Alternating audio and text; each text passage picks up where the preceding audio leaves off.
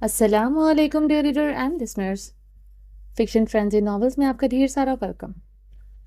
آج جی آپ لوگوں کے لیے نیو ناول لے کر آئی ہوں جس کے رائٹر ہے زویا علی شاہ، اور یہ چینل ہے زویا علی شاہ کا سیکنڈ چینل ہے، اس پہ وائس اوور ہوا کرے گا۔ اور اگر آپ نے اس چینل کو سبسکرائب نہیں کیا جلدی سے سبسکرائب کر دیں، لائک اینڈ شیئر کریں، اور اپنی رائے کامنٹ باکس میں لازمی دیجیے گا اور بتائیے گا آپ کو یہ ناول کیسا لگا، ٹھیک ہے؟ میرا نام ہدا ماجد ہے اور چلتے ہیں ناول کی طرف۔ چلیں سٹارٹ کرتے ہیں۔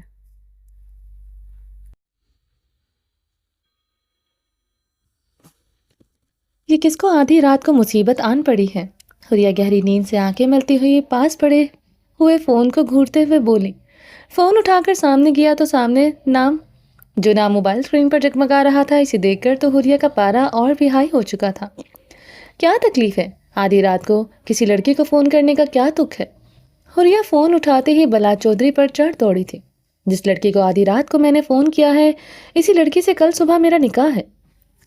اس لڑکے کو انفارم کرنے کے لیے فون کیا ہے کہ کل اچھی طرح سے تیار رہنا، اور نکاح کے بعد ہمارے ہاں منہ میٹھا کروانے کے رواج ہے، اس کے لیے بھی تیار رہنا، کیونکہ تمہارے گھر سے منہ میٹھا کیے بنا میں واپس نہیں آؤں گا۔ وہ جانتا تھا کہ ابھی تک اس کے گھر والوں نے حریہ کو یہ نہیں بتایا ہوگا کہ کل اس کا نکاح ہے۔ بلاج حریہ کو جلانے کا موقع خالی کیسے جانے دے سکتا تھا؟ بلاج تھکا ہوا ابھی ابھی گھر آیا تھا۔ بلاج کا تعلق ایک سیاسی پارٹی سے تھا تو وہ کافی مصروف تھا۔ آج کل الیکشن کی وجہ سے اسے کافی بھاگ دوڑ کرنی پڑ رہی تھی، مگر حریہ کو جلانے کے لیے اس نے اپنی نیند حرام کر کے پہلے فون کیا تھا۔ بلاج، آدھی رات کو میرا دماغ خراب مت کرو، تم نے یہ بکواس کرنے کے لیے رات کے 12 بجے فون کیا ہے؟ حریہ بلاج کا نام لیتے ہوئے چلائی تھی۔ حریہ، اتنی شدت سے میرا نام مت لو ورنہ میں ابھی آ جاؤں گا۔ شدت سے تمہارا نام لیتی ہے میری جوتی، اور یہ فضول بکواس بند کرو، مجھے نیند آ رہی ہے۔ زبان درازی کم کیا کرو، یہ تمہاری زبان درازی تمہیں بہت مہنگی پڑے گی۔ اپنی زبان درازی کو مائکے میں چھوڑ کر آنا۔ بلاج کی آواز بھی سختی سے آئی تھی۔ میں تو ایسی ہی زبان دراز ہوں، تم اپنے لیے کوئی گونگی بہری اندھی ڈھونڈو، کیونکہ میرے منہ میں تو زبان بھی ہے، مجھے سنائی بھی دیتا ہے، دکھائی بھی دیتا ہے کہ تم کتنے جاہل اور کم عقل ہو۔ تمہارے جیسی عقل مند کے اگر میں نے ہوش نہ ٹھکانے لگائے تو چودھری بلاج میرا نام نہیں۔ رہی بات جو ہر بات میں تم کہتی ہو، نام لیتی ہو، میری چوتی، اسی بلاج چودھری کو ہر روز میں تمہیں منہ لگانا جیسے اس دن لگا کر تمہاری بولتی بند کی تھی۔ ابھی تو میرے پاس پرمیشن اور اجازت نامہ نہیں تھا، تو سوچو تمہاری سانسوں کو تمہارے حلق کے اندر کیسے قید کیا تھا میں نے، کیسے تڑپی تھی تم پانی کے بغیر مچھلی کی طرح۔ تو ذرا سوچو جس دن میرے ہاتھ میں اتھارٹی آ جائے گی تو میں تمہارا کیا حشر کروں گا۔ اسی لیے تو جلد از جلد حاصل کر رہا ہوں، کیونکہ میں ہر قانون کے دائرے میں رہ کر کروں گا۔ بلاج نے حریہ کی دکھتی رگ پہ پاؤں رکھا تھا۔ بلاج، اپنی یہ گھٹیاں باتیں بند کرو اور میرے خواب دیکھنا بھی بند کرو۔ میں تمہارے ساتھ نکاح کبھی نہیں کروں گی۔ میری بات ازلان بھائی سے ہو چکی ہے، وہ میرا نکاح نہیں ہونے دیں گے۔ واہ، ماشاء اللہ، مطلب نکاح والی خبر تمہارے کانوں تک پہنچ چکی ہے۔ میں تو لیٹ ہو گیا، میں نے سوچا پتہ نہیں یہ خوشخبری تمہیں ملی ہوگی یا تمہارے گھر والوں نے تمہارے ولولے کے ڈر سے نہیں بتائی ہوگی۔ چلو خیر، یہ تو بہت اچھی نیوز ہے کہ تمہیں یہ خبر پہلے ہی مل چکی ہے۔ رہی بات تمہارے اس وکیل بھائی کی، تو وہ ہمارا نکاح نہیں رکوا سکتا، کیونکہ تمہارے باپ کے سر پر میری ماں کی محبت کا نشہ اتنی شدت سے چڑھا ہوا ہے کہ وہ کبھی اپنی بہن کو روتے ہوئے نہیں دیکھ سکتا، اور اگر تم مجھے نہیں ملی تو پھر ہر روز میں اس کی بہن کو رلاؤں گا، تڑپاؤں گا، سسکاؤں گا۔ اس لیے حریہ، پریشان ہونے کی ضرورت نہیں بیبی، کل ہمارا نکاح ہو جائے گا۔ تم آج رات یہ حریہ ریاض ورک بن کر سو، کل کی صبح تمہیں حریہ بلاج چودھری بنا دے گی۔ لفظوں میں تلخی اور طنز کی شدت واضح تھی۔ میں نے تم جیسا گھٹیا شخص آج تک نہیں دیکھا جو اپنے مفاد کے لیے اپنی ماں کو استعمال کر کے رلائے۔ تمہیں ترس نہیں آتا پھپھو جان پر جو تم ان کو اس عمر میں ستاتے ہو؟ ماں کے ایک ایک آنسو کا حساب خدا لیتا ہے، اور چودھری بلاج تم سے بھی لیا جائے گا۔ وہ لفظوں کو چباتے ہوئے بولی تھی۔ ہائے، جب تم اپنے ان لبوں سے میرا نام لیتی ہو مجھے بہت مزہ آتا ہے، چس آ جاتی ہے۔ اور رہی بات، میں اپنی ماں کے آنسوں کا حساب خدا کو دے لوں گا۔ تمہیں مولانی بننے کی ضرورت نہیں ہے، تم اپنی تقریر اپنے پاس رکھو اور خود کو تیار کرو، کل ہمارا نکاح ہے۔ ایسا نہ ہو کہ میں اپنی آئی پر آ جاؤں تو رمضان کے مہینے میں رخصتی بھی کروا کے لے جاؤں۔ عید کے بعد تو ویسے بھی میں نے ارادہ رکھا ہے رخصتی کا۔ رکھ لو یا آخری روزے اپنے چہیتے بھائیوں اور ماں باپ کے ساتھ۔ بلاج نے ٹھک سے فون بند کر دیا۔ حوریہ اپنے بالوں کو پکڑے ہوئے بیٹھی رات کے اس پہر سسکیوں سے رو رہی تھی۔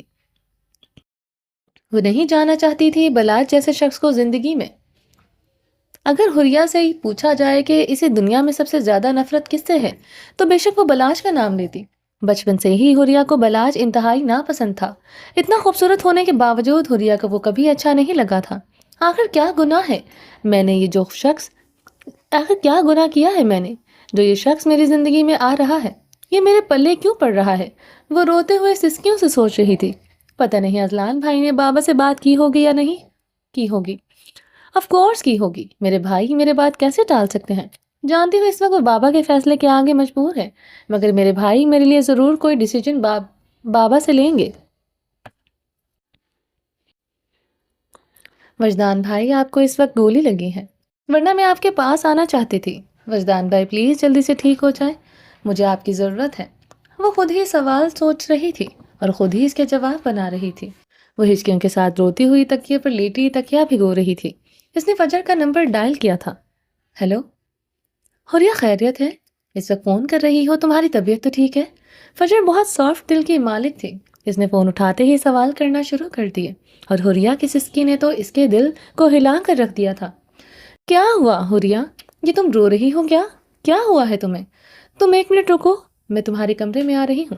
حوریہ کا جواب نہ آنے پر فجر اور بھی پریشان ہو گئی تھی اور جلدی سے اپنے روم سے نکل کر حوریہ کے کمرے میں آئی تھی۔ حوریہ جو پہلے ہی بہت پریشان تھی، اس کا دل بھرا ہوا تھا۔ فجر کو دیکھتے ہی وہ گلے لگ کر پھوٹ پھوٹ کر رو دی تھی۔ اس گھر کے رشتوں میں یہی خوبصورتی تھی۔ یہاں پر کزنس کے رشتے ایسے تھے جیسے سگی بہن بھائیوں کے جیسے ہوتے ہیں، اور ایک دوسرے کی ذرا سی تکلیف کو دیکھ کر بھی تڑپ جاتے ہیں، جیسے اس وقت فجر حوریہ کو روتے ہوئے دیکھ تڑپ کر اس کے روم میں آئی تھی، بنا سوچے سمجھے کہ رات کا کون سا پہر ہے، سوائے منت اور وجدان کے، کیونکہ وجدان نے شروع سے ہی منت کو کبھی فجر کی طرح نہیں سمجھا تھا۔ وجدان کو بچپن سے ہی منت سے پیار کا الگ جذبہ محسوس ہوتا تھا، اس لیے ان کا رشتہ ان سب سے مختلف تھا۔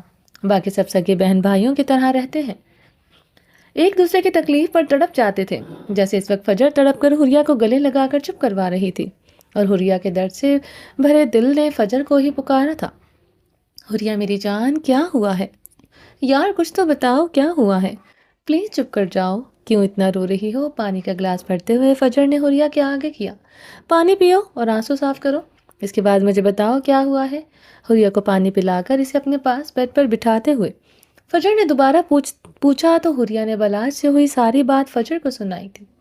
فجر بیچاری چپ کر گئی، کیسے بتاتی کہ وہ یہ بات جانتی ہے کہ کل اس کا نکاح ہے، کیونکہ پرسوں سے رمضان کا مہینہ سٹارٹ ہو جائے گا، اس لیے ایک دن پہلے نکاح کا فیصلہ ہو چکا ہے۔ فجر نے بھی تو آج ہی اپنے بابا تایا کو داجی کے پاس بیٹھے ہوئے ڈسکس کرتے سنا تھا۔ حوریہ میری جان، میں تمہاری تکلیف سمجھتی ہوں، مگر میری جان ہم اپنے بڑوں کے فیصلے کے خلاف تو نہیں جا سکتے نا، ہماری تربیت ایسی تو نہیں کی گئی کہ ہم سرکش ہو جائیں۔ فجر بڑے پیار سے حوریہ کو اپنے ساتھ لگائے ہوئے سمجھا رہی تھی۔ فجر نیچر وائز بہت سلجھی ہوئی سمجھدار بچی تھی، تو کیا بڑے ہمیں آگ میں پھینک دیں اور ہم کچھ نہیں بولے؟ فجر تم جانتی ہو کہ میں کبھی بابا جان کے فیصلے کے خلاف نہیں جا سکتی، بابا جان ہے ہمارے، ان کا ہر فیصلہ اثر آنکھوں پر، مگر بلاج کے ساتھ نکاح کا سوچ کر میں کس اذیت سے گزر رہی ہوں میں لفظوں میں بیان نہیں کر سکتی، میں بتا نہیں سکتی کہ یہ سوچ کر ہی مجھے کتنا برا لگتا ہے کہ بلاج مجھ پر حق رکھے گا، بلاج مجھے ہر جگہ سے روکے ٹوکے گا، وہ تو ابھی سے مجھے وارننگ دینے لگا ہے کہ وہ میرے ہوش ٹھکانے لگائے گا، تو نکاح کے بعد وہ شخص مجھ پر کتنی دھونس جمائے گا، اس کا تم اندازہ بھی نہیں لگا سکتی۔ دنیا کا وہ واحد شخص ہے جس سے میں بے انتہا نفرت کرتی ہوں، اور بابا کو پوری دنیا میں صرف ایک ہی بلاج ملا تھا میرے لیے، صرف ایک بلاج کو چھوڑ کر بابا میری شادی کسی سے بھی کر دیں، خدا کی قسم میں کبھی اف بھی نہیں کروں گی، مگر فجر بلاج نہیں۔ حوریہ بچوں کی طرح سسکیاں لے کر روتی ہوئی فجر کے ساتھ لگی ہوئی تھی۔ ایسا نہیں تھا کہ فجر کو حوریہ کی تکلیف محسوس نہیں ہو رہی تھی، وہ جانتی تھی حوریہ اس وقت بہت اذیت سے گزر رہی ہے، یہ سچ تھا کہ سب جانتے تھے کہ حریہ کو بچپن سے ہی بلاج ناپسند تھا، اور آج بلاج کو اس کی زندگی میں اس مقام پر بٹھایا جا رہا تھا جہاں ہر لڑکی اپنے من چاہے مرد کو بٹھانا چاہتی ہے، اور حریہ کی تکلیف کو بخوبی سمجھ رہی تھی۔ حالانکہ فجر کو بلاج سے کوئی پرابلم نہیں تھی، کیونکہ بلاج شروع سے ہی منت اور فجر کو زمل کی طرح پیار کرتا تھا۔ فجر نے تو ہمیشہ بلاج میں سے ایک بڑے ایک پائی کو ہی دیکھا تھا۔ جس طرح سے اذلان اور وجدان فجر سے بہت پیار کرتے تھے، اسی طرح سے بڑے بھائیوں کی طرح بلاج بھی اس سے بہت پیار کرتا تھا، مگر وہ حریہ کے آنسو بھی نہیں دیکھ سکتے تھے۔ حریہ، یہ بھی تو ہو سکتا ہے کہ بلاج بھائی کل کو سدھر جائے اور تم دونوں کا رشتہ بہت اچھا چلے، وہ تم سے پیار کرے گا۔ فجر، اگر آدھی رات کو تم میری تکلیف نہیں بانٹ سکتی تو پلیز چلی جاؤ، مجھے یہاں بلاج کی طرفداری کرنے والا کوئی انسان نہیں چاہیے۔ جانتی ہوں کہ تمہارے لیے تمہارا بلاج بھائی بہت اچھا ہے، مگر مجھے زہر لگتا ہے وہ ہمیشہ لگتا رہے گا۔ نہ، بلاج سے نکاح سے بہتر ہے کہ بابا مجھے زہر دے کر مار دے۔ حریہ کا غصہ کسی طرح کم نہیں ہو رہا تھا۔ ٹھیک ہے، میں کوئی طرفداری نہیں کروں گی، مگر پلیز تم ابھی پرسکون ہو جاؤ، کل ہم آرام سے وجدان اور اذلان بھائی سے بات کریں گے، کیونکہ اگر تایا جان یا داجی سے کوئی بات کر سکتا ہے تو وہ صرف وہ دونوں ہیں۔ فجر نے بڑے پیار سے اسے سمجھاتے ہوئے بیڈ پر اپنے ساتھ سلا دیا تھا۔ فجر خود بھی حریہ کے کمرے میں سو گئی، جانتی تھی یہ لڑکی ساری ساری رات رو رو کر اپنی حالت خراب کرے گی۔ دو بھائیوں کی لاڈلی شہزادی بہن کو آج پہلی بار زندگی میں کچھ ایسا کرنا پڑ رہا تھا جو وہ کرنا نہیں چاہتی تھی۔ کل صبح حریہ کے لیے آزادی کا فرمان لائے گی یا نکاح کے بندھن میں بند کر ہمیشہ کے لیے بلاج چودھری کا پابند کر دے گی، یہ تو کل کی صبح نہیں فیصلہ کرنا تھا۔ ابھی تو وہ نیند کی وادیوں میں جا کر پرسکون ہو گئی تھی۔ وجی، مجھے کپڑے چینج کرنے ہیں۔ یار وجدان، اب یہ بھی میری ڈیوٹی ہے کہ تمہیں کپڑے چینج کرواؤں؟ ایز یو وش، اگر تم ایسا چاہتی ہو تو تمہارا وجی حاضر ہے۔ اوہ، میں نے کپڑے چینج کرنے کا کہا ہے؟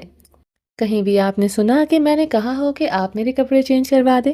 منت وجدان کے سینے پر ہاتھ رکھتی ہوئی اسے دور کرنے کی بے جان کوشش کر رہی تھی، جبکہ مقابل اسے اپنی باہوں کے گھیرے میں مضبوطی سے لیے گہری نظروں سے دیکھتے ہوئے مسکرا رہا تھا۔ پھر اس کا مطلب کیا ہے کہ تم نے کپڑے چینج کرنے ہیں یا میری جان نے یہ مجھے کیوں بتایا؟ نظروں میں شرارت، آواز میں خماری۔ خوبصورت تو وہ پہلے ہی لاجواب تھا، اس انداز میں قاتل لگ رہا تھا۔ اس کا مطلب یہ ہے کہ روم میں میرے کپڑے نہیں تو مجھے کپڑے پہننے ہیں۔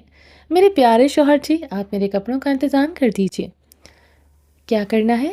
میری جان نے کپڑے پہن کر اتنی ہاٹ تو لگ رہی ہو، چھوڑو، دفع کرو، کوئی ضرورت نہیں ہے کپڑے پہننے کی۔ ظالم کی آنکھوں میں خماری اترتی تو جان لیوا بن جاتا تھا۔ اسے دیکھ کر جہاں منت شرما رہی تھی وہیں ماشاءاللہ پڑھنے پر مجبور تھی۔ بلو آنکھوں والا شہزادہ اس کے دل پر وار کر رہا تھا۔ منت نے خدا سے ہمیشہ خوبصورت شوہر مانگا تھا، مگر یہاں تو خدا نے چھپڑ پھاڑ کر اسے عطا کر دیا تھا۔ منت نے فریش ہو کر ٹراؤزر شرٹ پہنا تھا، لمبے چوڑے وجدان کے کپڑوں میں وہ نازک سی گڑیا بہت خوبصورت لگ رہی تھی۔ وجدان نے اسے جو شرٹ دی وہ ہاف سلیو تھی، اس کی نازک سی گوری کلائیاں بے حد خوبصورت اور دودھ کی طرح چمک رہی تھی۔ وجی، جی وجی کی نازک جان، آپ کو پتا ہے آپ بہت شرم ہیں۔ پتا ہے، میں بہت بے شرم ہوں اور اپنی ساری بے شرمیاں اپنے یار پر اتار کر بہت پرسکون ہوتا ہوں۔ مجھے بہت اچھا لگتا ہے کہ جب میرا یار مجھے بے شرمی کا خطاب دیتا ہے، اس لیے لبوں پر شرارتیں بکھیرتا ہوا وجدان بھر کے ایک الگ ہی موڈ میں جا رہا تھا۔ کون کہہ سکتا تھا کہ سنجیدہ مزاج، دبدبے والی پرسنالٹی رکھنے والا شخص اتنا رومانٹک بھی ہو سکتا ہے؟ منت دل میں سوچ کر شرماتے ہوئے اس کے سینے میں سر چھپا گئی۔ منت، جب تم قریب آتی ہو میں تمہیں بتا نہیں سکتا کہ میرا دل تم سے اتنا پیار کرنے کو کرتا ہے۔ میرا دل کرتا ہے کہ پیار کر کر کے دل چاہتا ہے تمہیں کھا جاؤں، کیونکہ میرا دل بھرتا ہی نہیں۔ یہ کیسا عشق ہے منت، جس کا کوئی کنارہ نہیں؟ یہ کیسی محبت ہے جو وجدان بھر کو یوں دیوانہ بنائے ہوئے ہیں؟ وجدان کی بدلتی ہوئی ٹون دیکھ کر اب تو سچ میں منت گھبرا اٹھی تھی۔ پوری رات کی شدتوں کے بعد وجدان نے دوبارہ فجر کی نماز کے بعد محبت کی ایک اور تیز بارش میں پوری طرح سے بھگو دیا۔ اس کے بعد تو اب منت میں بالکل ہمت نہیں تھی کہ وجدان کی سخت محبت کی سخت شدتوں کا سامنا کرتی۔ ایک تو اس نے کل سے ناشتہ تک نہیں کیا تھا۔ کل ناشتے کی ٹیبل پر سے وجدان جب نظر نہیں آیا تھا تو وہ اداس ہو کر اٹھ کر اپنے کمرے میں آئی اور پھر سے سو گئی تھی۔ اور جب آنکھ کھلی تو نیچے گئی تو اس وقت وجدان کو گولی لگ چکی تھی۔ اب گھر میں ایک الگ ہی ماحول بن گیا تھا۔ اس کے بعد افراتفری میں اس کی رخصتی وجدان کے ساتھ کر دی گئی۔ رات بھر وہ وجدان کی محبت میں اس قدر کھوئی ہوئی تھی کہ اسے کھانے کی یاد بھی نہیں آئی تھی، مگر اب سچ میں منت کی بھوک سے بری حالت ہو رہی تھی۔ کل حالات کچھ ایسے ہو گئے تھے کہ وجدان کے ڈر سے روم میں کسی نے کھانا تک نہیں بھیجا تھا، کیونکہ وجدان کمرے میں بہت غصے سے آیا تھا، اور وجدان بہت کم جذباتی ہو کر غصہ دکھا کر ریئیکٹ کرتا تھا، اور جب وجدان وہ کیسا ریئیکٹ کرتا تھا تو گھر کی ہر فرد خاموشی چھا جاتی تھی۔ وجی پلیز اس وقت آپ اپنی محبت پر کنٹرول کریں، مجھے بہت بھوک لگی ہے، مجھے کھانا چاہیے، اور میں ایسی حالت میں باہر نہیں جا سکتی، میں کیا کروں، میرے پاس کپڑے بھی نہیں ہیں۔ وجدان جو ایک بار پھر بہکتا ہوا اس کی گردن کے نیچے تک اسے اپنے لبوں کے نرم گرم لمس محسوس کروا رہا تھا۔ منت گھبرا کر اپنی پریشانی بتائی۔ میری جان نے سچ میں کل سے کچھ نہیں کھایا؟ وجدان نے پریشان ہو کر چہرہ اوپر اٹھایا تو منت نے بچوں کے جیسا منہ بنا کر نفی میں سر ہلایا۔ میرے یار کو پریشان ہونے کی ضرورت نہیں، میرا یار لب تو کھولے، وجدان ہر آسائش کو اپنی جان کے قدموں میں لا کر رکھ دے گا۔ ناشتے کی کیا بات ہے، ناشتہ بھی منگواتا ہوں، اور کپڑے بھی آ جائیں گے، مگر ابھی میرا موڈ نہیں ہے تمہیں کپڑوں میں دیکھنے کا۔ میرا موڈ تو ہے کہ یہ کپڑے بھی فی الحال تم اتار دو۔ شرم کریں وجدان، آپ بہت بے شرم ہیں، ہٹیں۔ منت وجدان کو شرما کر دھکا دیتی ہوئی دور کر چکی تھی۔ ہا ہا ہا، یار وجدان اتنا شرما کیوں رہی ہو؟ ابھی رات کو ہی تو شرم کا ہر پردہ میں نے اپنے ہاتھوں سے گرا دیا ہے۔ دور جاتی ہوئی منت کی کمر میں بازو ڈالتے ہوئے اس کی پشت پر اپنے چوڑے سینے کو لگا کر ایک بار پھر اس کی گردن پر لب رکھتے ہوئے اپنی مدہوشیاں اتارنے لگا تھا۔ دانتوں کی چبھن سے منت سسک اٹھی تھی۔ منت کی خوبصورت گردن پر وجدان کے لبوں کے بے تحاشا خوبصورت نشان نظر آ رہے تھے، جن کو دیکھتے وجدان خود ہی دیوانہ ہوا جا رہا تھا۔ وجی پلیز کچھ کھا لینے دیں، یا ایک ہی رات میں یوں پیار سے مجھے ہلکان کر کے مار ڈالیں گے؟ منت، منع کیا تھا نا کہ یہ مرنے برانے والی باتیں مت کیا کرو۔ میں ایسا ہی ہوں اور ہمیشہ ایسا ہی رہوں گا۔ میری محبت کی شدتیں برداشت کرنا تم پر لازم ہے۔ یار وجدان، ایسے ہی روز تمہیں میری محبت کا سامنا کرنا ہوگا، مجھ میں صبر نہیں ہے، یہ تو تمہیں ایک رات میں اندازہ ہو گیا ہوگا۔ چودھری وجدان ورڈ کے لہجے میں سختی آتی گئی تھی۔ منت ہمیشہ کی طرح اس کے ذرا سے سخت لہجے سے ڈر گئی تھی۔ تو وجی کچھ کھا تو لینے دیں، میں نے آپ کو کب منع کیا ہے؟ یار وجدان، یہ حق وجدان نے تمہیں دیا بھی نہیں کہ تم مجھے منع کر سکو۔ حق ہمیشہ میرے پاس رہے گا، میں جب چاہوں جسے چاہوں تم پر مسلط ہو کر تم پر اپنی محبت ظاہر کر سکتا ہوں۔ بھوک لگی ہے، منت نے وجدان کے سخت چہرے کو دیکھ کر معصوم سا منہ بناتے ہوئے کہا۔ میری بھکڑ بیوی، منگوا رہا ہوں، مسکراتے ہوئے اپنے فون کی جانب بڑھا تھا۔ خود تو مجھے کھا کھا کر ساری رات اپنا پیٹ بھرا ہے، اور مجھے بھکڑ بول رہے ہیں؟ خود کا پیٹ تو ابھی تک بھرنے کو تیار نہیں، اس کا جواب میں تمہیں ناشتے کے بعد دوں گا۔ منت جو منہ میں بڑبڑائی تھی، وجدان اسے بخوبی سن چکا تھا۔ وجدان میں ایک اور خاصیت تھی کہ وہ اس کی دور کی سماعت بہت اچھی تھی، بہت دور سے کم آنے والی آوازوں کو بھی وہ بہت جلدی کیپچر کر لیتا تھا، جیسے اس وقت منت کی ذرا ذرا سی بڑبڑاہٹ کو وہ سن چکا تھا۔ منت گھبرا کر چپ کر گئی تھی۔ السلام علیکم وجدان بھائی، سیف الرحمن کی آواز بھی فون پر مودبانہ تھی، مگر شاید وہ سو رہا تھا۔ گہری نیند سے اٹھنے پر اس کی آواز بہت بھاری تھی۔ اٹھ جا سیف الرحمن، کبھی بیوی کے پہلو سے ٹائم سے بھی اٹھ جایا کر۔ سیف الرحمن کی آواز پر پہلی بار وجدان نے مذاق کیا تھا۔ سیف الرحمن کو اپنے کانوں پر یقین نہیں آ رہا تھا کہ صبح صبح وجدان ہے جو بہت کم گو تھا، وہ صبح صبح مذاق کر رہا ہے۔ بھائی، آپ کی طبیعت ٹھیک ہے؟ سیف الرحمن نے تصدیق کرنا چاہی تھی۔ طبیعت کے بچے، ذرا اپنی بیوی کے پہلو سے اٹھ اور میرے لیے روم میں ناشتے کا انتظام کرواؤ۔ کیا بھائی، آپ ہی صبح صبح شرمندہ کر رہے ہیں؟ میں تو اکیلا ہی سو رہا ہوں، وہ تو کب سے کچن میں جا چکی ہے۔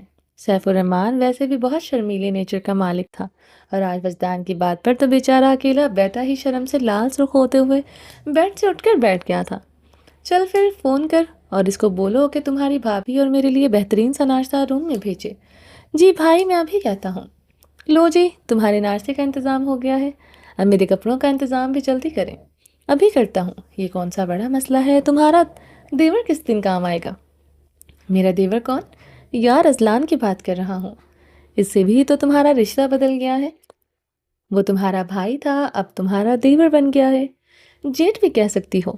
جی نہیں، وہ میرا بھائی ہے اور ہمیشہ بھائی ہی رہے گا، کوئی ضرورت نہیں میرے اتنے پیارے رشتوں کو بگاڑنے کی۔ تو مطلب تمہیں میرے ساتھ جڑ کر رشتے نہیں بدلنے؟ ویسے اب تو حریہ تمہاری نند ہو گئی اور ازلان تمہارا دیور، بابا جان تمہارے سسر اور امی جان تمہاری ساس۔ جی نہیں، میرا رشتہ صرف آپ کے ساتھ بدلا ہے، پہلے آپ بھائی تھے، اب میرے شوہر ہو گئے، باقی سب کے ساتھ رشتہ میرا ویسا ہی رہے گا۔ تیرے بھائی کی تو ایسی کی تیسی، میں تو کبھی بھی تمہارا بھائی نہیں تھا، تم بھی مجھے بھی بھائی بنانے پر تلی رہتی تھی۔ ہم تو شروع سے ہی تمہارے عاشق تھے اور یار بننے کی تمنا دل میں ہی لیے گھومتے تھے، اور اس کا پروف ہمیشہ تمہارے گلے میں لٹکائے رکھا اپنے نشانی بنا کر۔ اس کے گلے میں پہنے ہوئے نیکلس پر انگلی گھماتے ہوئے مسکرایا تھا کہ الفابیٹ سے نہیں آتا۔ آپ مجھے ایک بات بتائیں، وائی کا نام تو آپ کے الفابیٹ والا لاکٹ کیوں دیا؟ وائی؟ پھر آپ نے مجھے اتنے دنوں سے منت کے دماغ میں جواب گھوم رہی تھی، وہ آج سے وہ زبان پر لے آئی تھی۔ میری کم عقل والی بیوی، تھوڑا سا دھیان دو گی تو سمجھ آ جائے گا کہ میں تمہیں وائی والا لاکٹ کیوں دیا۔ منت کچھ دیر سوچتی رہی، نہیں مجھے تو بالکل سمجھ نہیں آ رہا۔ یعنی کہ میں تو تمہیں ایسے ہی کم عقل بول رہا ہوں، لگتا ہے میری بیوی تو میں تو دماغ ہی نہیں ہے۔ کیا وجہ؟ آپ پھر پہلے جیسے وجدان بن کے مجھے ڈانٹ رہے ہیں؟ وہ بچوں کی طرح منہ بسوڑتے ہوئے بولی۔ دن میں کتنی بار تمہیں یار وجدان کہہ کر بلاتا ہوں اور پھر بھی سمجھ نہیں آئی کہ یہ تمہیں کیوں دیا ہے؟ او مائی گاڈ، یہ بات میری سمجھ میں کیوں نہیں آئی؟ آپ نے وائی کا الفابیٹ اس لیے دیا تھا کہ آپ مجھے ہمیشہ تو یار وجدان کہہ کر بلاتے ہیں۔ منت نے معصومیت سے ہونٹ باہر نکال کر اپنی غلطی کو ایکسیپٹ کیا تھا۔ اب انسان بن جاؤ، اپنے ہونٹوں کو اندر رکھو، ورنہ مجھے بگڑنے میں ٹائم نہیں لگے گا۔ پھر کہو گی میں نے تمہیں کھانا کھانے نہیں دیا۔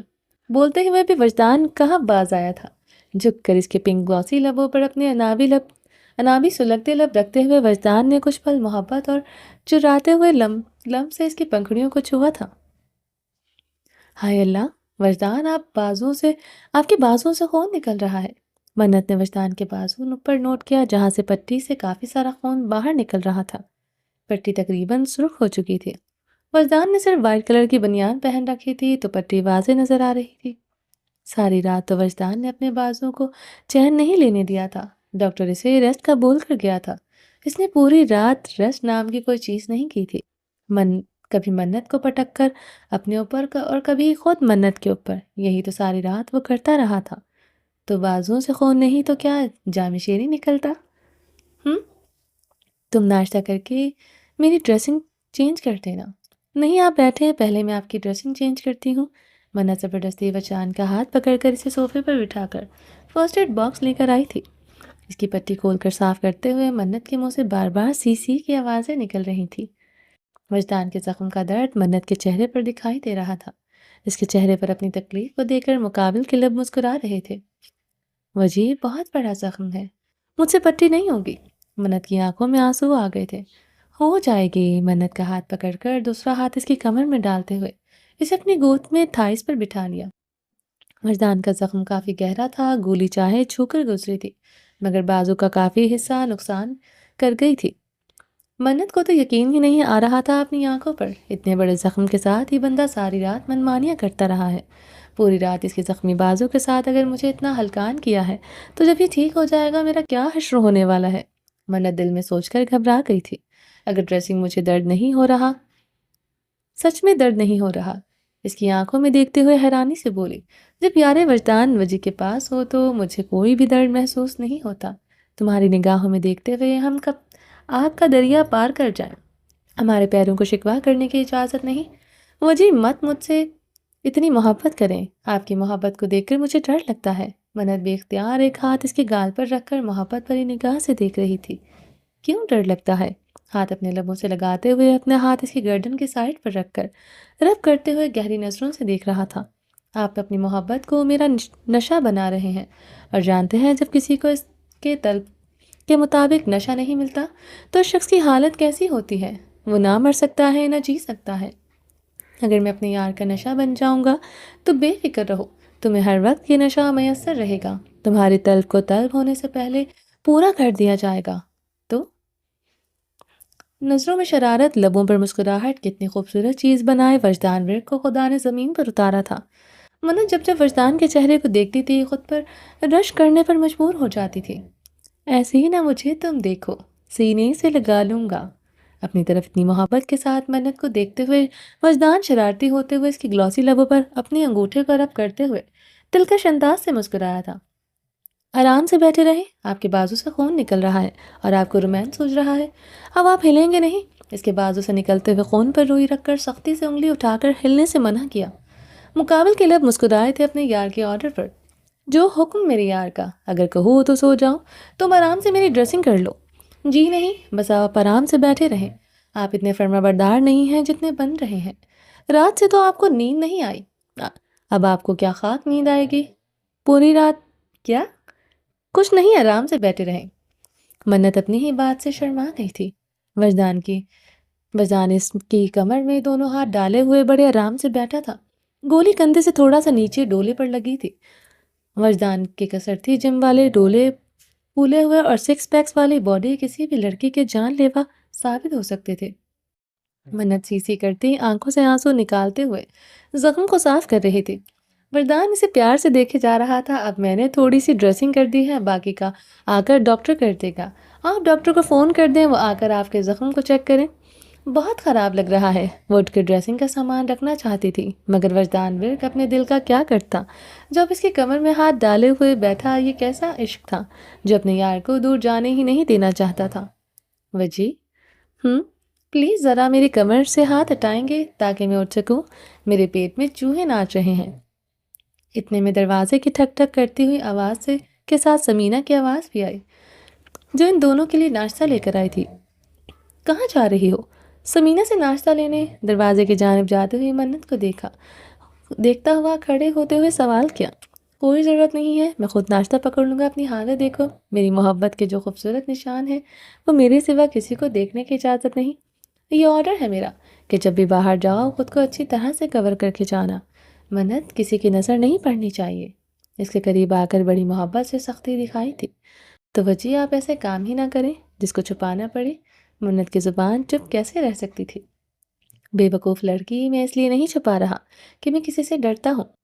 بیوی ہو تم میری اور پورا حق ہے میرا تم پر۔ خود کو سنبھالنے کا اس لیے بول رہا ہوں کہ مجھے نہیں پسند میری بیوی اور میرے پیار کی بات اس کمرے سے باہر جائے۔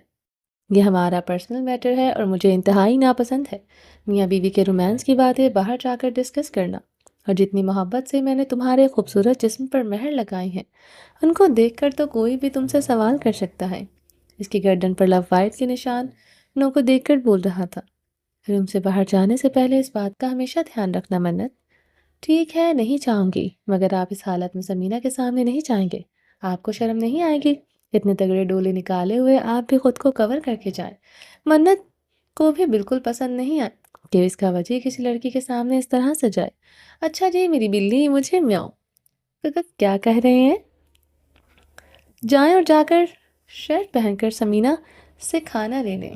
وجدان جو اس کے لبوں پر جھکنے لگا تھا، منت نے اس کے لبوں پر ہاتھ رکھتے ہوئے مسکرا کر کہا تھا، کھانا کھانا کھانا، ایک کام کرو مجھے کھا جاؤ۔ نہیں، آپ بہت سخت اور بہت بڑے ہیں، آپ مجھ سے کھائے نہیں جائیں گے۔ اگر کھا بھی لیا تو ہضم نہیں ہوگا، مگر میں تمہیں کھا سکتا ہوں۔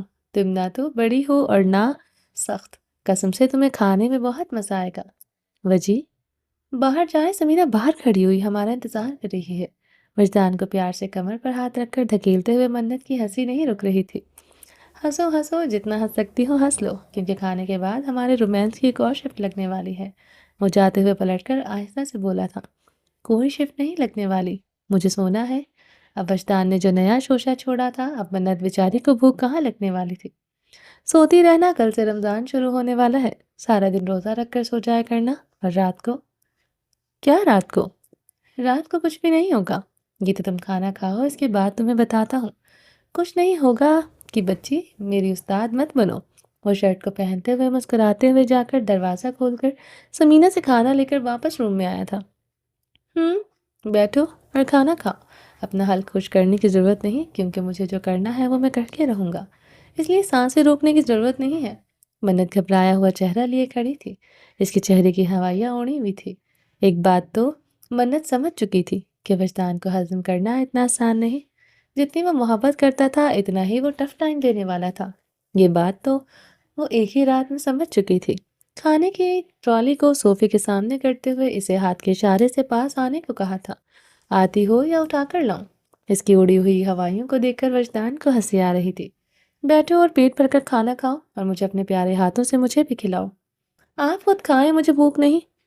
چپ چاپ کھلاؤ ورنہ مجھے اپنی بات منوانے کے اور بھی طریقے آتے ہیں، اگر تم کہو تو وہ آزما کر دیکھو۔ منت کے ساتھ بیٹھتے ہوئے وجدان نے اپنی بلو آئی سے گورا تھا۔ بس آپ کا پیار ختم ہو گیا، اب آپ شروع ہو گئے ہیں مجھے یہ آنکھوں سے گھورنا اور ڈانٹنا۔ وہ کھانا پلیٹ میں ڈالتے ہوئے نوالا بنا کر اس کے آگے کرتے ہوئے تیز تیز بول رہی تھی۔ پیار تو ختم نہیں ہوا، پیار کی وجہ سے ہی تو تمہاری ہوائیاں اڑی ہوئی ہیں۔ ایک رات وجدان ویک تم سے برداشت نہیں ہوا، صبح اٹھ کر بیماروں جیسی شکل بنا لی ہے تم نے۔ اسے پیار کرنا نہیں، ٹارچر کرنا کہتے ہیں۔ کم سے کم بندے کو سونے کی مہلت تو دے دی جاتی ہے نا، ایسا تو قیدیوں کے ساتھ بھی نہیں ہوتا۔ منت کو شروع سے ہی اپنی نیند بہت پیاری تھی اور کل کی رات اس پر بہت بھاری گزری تھی۔ اب تک تو سب کچھ ٹھیک تھا، اس نے اپنے دماغ میں سوچ رکھا تھا کہ وہ ناشتے کے بعد سو جائے گی، مگر اب یہاں وجدان کا ایسا کوئی ارادہ نہ دیکھ کر تو منت کا گھبرانا بنتا تھا۔ وجدان نے بڑبڑاتی ہوئی منت کے ہاتھوں پر دانتوں سے کاٹ لیا تھا۔ بائٹ لیتے ہوئے چپ کر کے پیار سے اپنے شوہر کو کھانا کھلاؤ اور یہ ڈرامے بند کرو، کیونکہ تمہارے ان ڈراموں سے بھی مجھے کچھ نہیں ہونے والا۔ وجدان نے اپنے قاعدے اور قانون ہیں، جہاں پر پیار دکھانا ہوتا ہے وہاں پر وجدان بن کہے برسات کر دیتا ہے، اور جو بات وجدان کو نہیں ماننی ہوتی وہ بات وجدان سے کوئی چاہ کر بھی نہیں منا سکتا۔ جیسے کہ اس وقت تمہارا یہ سونے والا ڈرامہ میں پورا نہیں ہونے دینے والا۔ بہت تڑپایا ہے تم نے مجھے منت، اب میرے پیار کی شدتوں سے تڑپنے کی باری تمہاری ہے، اور میری جان تم تو ایک ہی رات میں ڈر گئی ہو۔ ابھی تو وجدان کے اتنے سالوں کا حساب باقی ہے، اور جو تم نے کہا تھا کہ کل سے رمضان سٹارٹ ہو رہا ہے اور ہمارے درمیان کچھ نہیں ہوگا، تو میری جان میں پہلے سے بتا دو، وجدان سے ایسی امید لگانا فضول ہے۔ وجدان اپنی یار سے بہت پیار کرتا ہے، نخرے ادائیں سب دیکھوں گا، مگر اپنی راتوں کو اپنے حساب سے اپنی مرضی سے گزاروں گا۔ منہ کھولو اور نوالا لو۔ اس کے منہ کے سامنے کب سے نوالا کیے کھڑا تھا، مگر وجدان کی باتوں سے منت گھبرائی ہوئی تھی کہ منہ کھولنے پر اس کا دھیان ہی نہیں گیا۔ مجھے نا قسم سے آپ کی باتوں سے ڈر لگنے لگا ہے۔ نوالا منہ میں لیتے ہوئے منت نے اپنا پورا بدلہ لیا۔ اس نے بھی وجدان کے ہاتھ پر زور سے کاٹا تھا، مگر وہ منت کی طرح چلایا نہیں، کہکا لگا کر مسکرایا تھا۔ منت کی یہی بچکانہ حرکتیں ہی تو وجدان کو ہمیشہ سے اپنی طرف مائل کرتی تھی۔ یار وجدان، ڈرو نہیں، برداشت کرنے کی ہمت پیدا کرو۔ جتنی مرضی ہمت پیدا کر لوں مگر میں آپ کے کیا کچھ نہیں، جتنی مرضی ہمت پیدا کر لو تو میری شدتوں کا مقابلہ نہیں کر سکتی، یہی کہنا چاہتی ہیں۔ جب ہر چیز آپ کو میرے بن کہے سمجھ آ جاتی ہے تو پھر پوچھ کر چسکی کیوں لیتے ہیں؟ جلدی جلدی منہ سے نوالے ڈالتے ہوئے اپنی بھوک کے ساتھ اپنی گھبراہٹ کو کم کرنے کی کوشش کر رہی تھی۔ منت، کل سے رمضان سٹارٹ ہو رہا ہے تو ہم عبادت کریں گے، روزے رکھیں گے، تلاوت کریں گے، اور تم روزہ رکھ کر پورا دن آرام سے سو جایا کرنا۔ مگر یار بس راتوں کو میری مرضی سے گزارنے دینا، مطلب کہ رمضان کے مہینے میں بھی آپ۔ منت نے شرم سے بات پھر ادھوری چھوڑ دی تھی، مگر لڑکی بولنے سے باز نہیں آ رہی تھی۔ ہاں، رمضان کے مہینے میں کہاں لکھا ہے کہ بیوی مرد پر حرام ہے؟ مجھے نہیں پتا کہیں لکھا ہے یا نہیں، مگر رمضان کا مہینہ آپ چپ چاپ آرام سے گزاریں گے۔ میں ایسا کوئی وعدہ نہیں کر رہا جو وعدہ میں پورا نہیں کر سکتا، اس کو کرنے کا کیا فائدہ ہے؟ وجدان کی طرف سے دو ٹوک صاف ستھرا انکار آیا تھا۔ آپ میری ذرا سی بات تو مان نہیں سکتے، ویسے اتنے بڑے بڑے دعوے کرتے ہیں پیار کے۔ یار وجدان، تم وجدان کو ایموشنل بلیک میل نہیں کر سکتی۔ بتا چکا ہوں کہ وجدان ورک کے اپنے قاعدے قانون ہیں جن پر وہ چلتا ہے۔ پیار کروں گا، بے تحاشا کروں گا، مگر منمانیاں ہمیشہ میری ہی چلیں گی۔ نوالا پیار سے اس کے منہ میں ڈالتے ہوئے گلابی مخملی گال پر لب رکھ کر محبت سے چوم لیا۔ چلو شاباش، کھانا فنش کرو، کچھ دیر میں ڈاکٹر آنے والا ہے، میری ڈریسنگ چینج کر لیں، اس سے پہلے تم بھی چینج کر لو، باقی کا حساب کتاب ڈاکٹر کے جانے کے بعد کروں گا۔ اسے محبت سے کھانا کھلاتے ہوئے وجدان ورک کی نظروں سے محبت کا ساگر چھلک چھلک کر باہر آ رہا تھا، اور منت کے وجدان کے آنے کی پھلی شدتوں کے ڈر سے ہوائیاں اڑی ہوئی تھیں۔ ڈرتا ہے جب میرا یار میری محبت کی آگ سے، پوچھنے کو دل چاہتا ہے کہ کیوں اتنے سال میری تڑپ پر ترس نہیں آیا میرے یار کو۔ ٹشو سے اس کے گلوسی ہونٹوں پر کی نمی کو صاف کرتے ہوئے وجدان نے اپنی خوبصورت آواز میں شاعری کے بول اس کے کان پر جھکتے ہوئے سرگوشی میں کہا تھا، مجھے کپڑے منگوا دیں۔ منت کو اس وقت گھبراہٹ میں اور کوئی بات نہیں سوجی تو اس نے دوبارہ سے کپڑوں کی یاد دہانی کروائی۔ ابھی منگوا دیتا ہوں۔ وجدان نے اٹھ کر اپنے موبائل سے اذلان کے نمبر ڈائل کیا۔ ہیلو ہیلو کے بچے اٹھ جاؤ۔ وجدان بھائی خیریت ہے؟ صبح صبح فون کر رہے ہیں؟ ہاں خیریت ہے، تمہاری بہن پلس بھابھی کو کپڑوں کی ضرورت ہے، اور جاؤ جا کر اس کے روم سے 2-4 ڈریس لا کر دو۔ ماشاء اللہ، صبح صبح مجھے اس کام کے لیے آپ نے فون کر کے چکایا ہے۔ پہلی بات، عقل کے اندھے صبح کے 10 بج چکے ہیں، اور دوسری بات، تمہیں کیا لگتا ہے صبح صبح تمہاری آرتی اتارنے کے لیے میں نے اٹھایا ہوگا؟ ظاہر سی بات ہے کوئی کام ہوگا تو اٹھایا ہے نا۔ وجدان بھائی مجھے نہیں پتا، مجھے سونے دے، میں رات کو بہت لیٹ سویا تھا۔ کیوں؟ رات کو تمہارے پہرے داری کی ڈیوٹی لگی ہوئی تھی جو تم لیٹ سوئے ہو۔ اور زیادہ باتیں نہیں کرو، جلدی اٹھ جاؤ اور جو بولا ہے وہ کرو۔ کیا بھائی یار، فجر یہودیہ کو فون کر دو۔ تم اپنی بکواس بند کرو، اٹھ کر منت کی الماری سے 2-4 ڈریس اتار کر دے جاؤ۔ اور کمکل وکیل تمہاری اطلاع کے لیے عرض ہے کہ اس وقت وہ دونوں کالج گئی ہوں گی۔